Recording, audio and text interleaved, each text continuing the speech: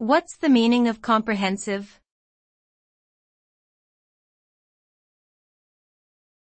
Comprehensive.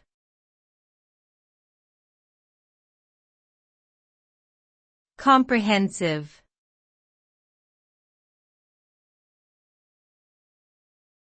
Comprehensive.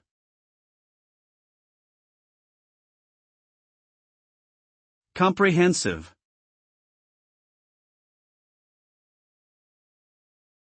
Comprehensive refers to something that is complete and thorough in scope, covering all aspects of a particular subject or topic.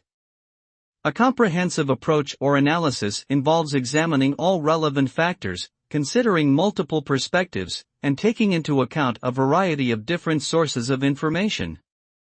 This type of approach is often used in education, healthcare, and public policy, among other fields. By taking a comprehensive approach, individuals and organizations can gain a deeper understanding of complex issues and make more informed decisions based on a more complete picture of the situation at hand.